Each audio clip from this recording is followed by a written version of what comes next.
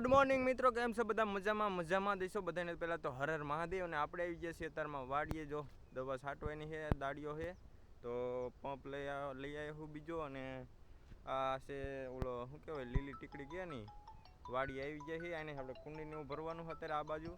તો ફટાફટ આપણે વાડી આવી જાય છે ને અત્યારમાં જો સુરત દાદા ઉગી જશે ને મસ્ત કુદરતી દૃશ્ય છે બધું. તો ચાલો ફટાફટ આપણે કુંડીને એવું ભરી લેવી. લાઇટ હતા પછી મળીએ.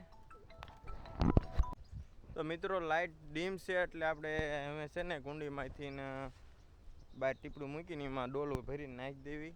કારણ કે કુંડીમાં છે ને થોડુંક ઊંડે પાણી છે ને એટલે લેતા ન ફાવે, એટલે આપણે અંદરથી છે ને ઉતરીને ડોલે પાણી બહાર કાઢી નાખવી.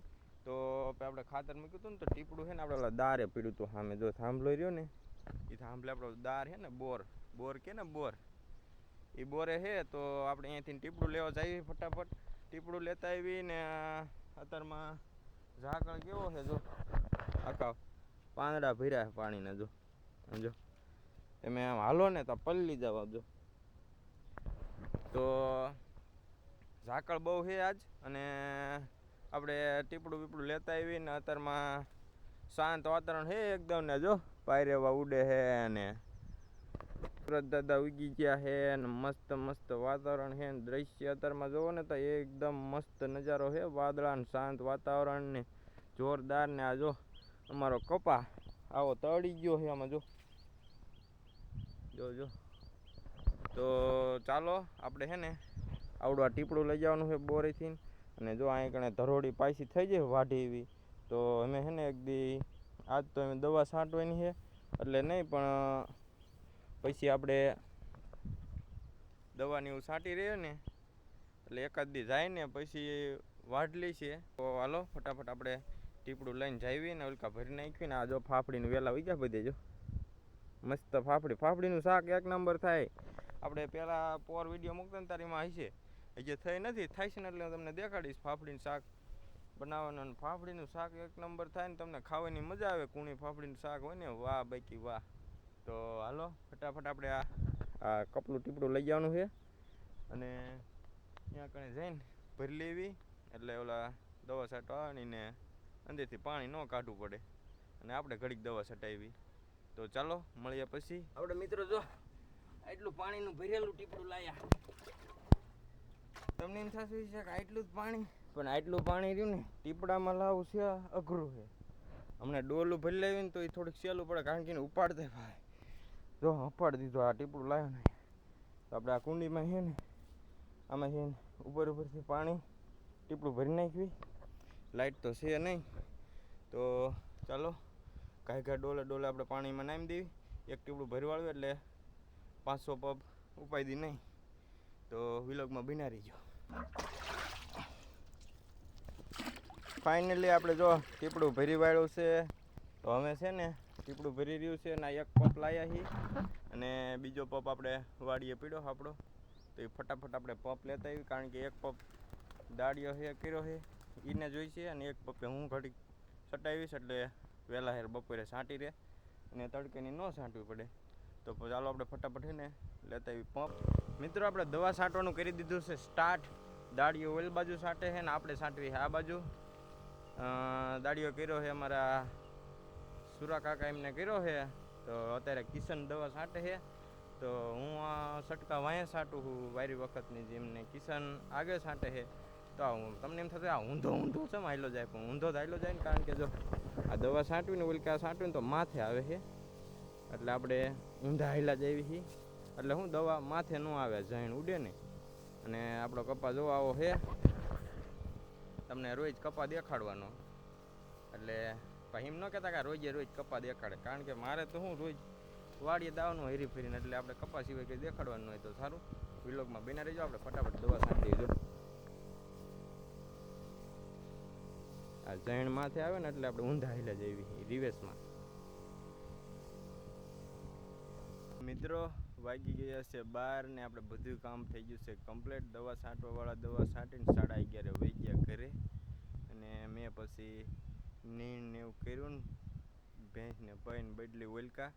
તો હવે આપણે કમ્પ્લીટ બધું કામ કમ્પ્લીટ કરીને હવે જઈએ છીએ ઘરે. ઘરે જઈને રોંઢા પાણી કરશું અને પછી આરામ કરશું ને પછી સાંજના આવશું વાડીએ. તો હાલો ઘરે જઈને રોંડા પાણી કરવી.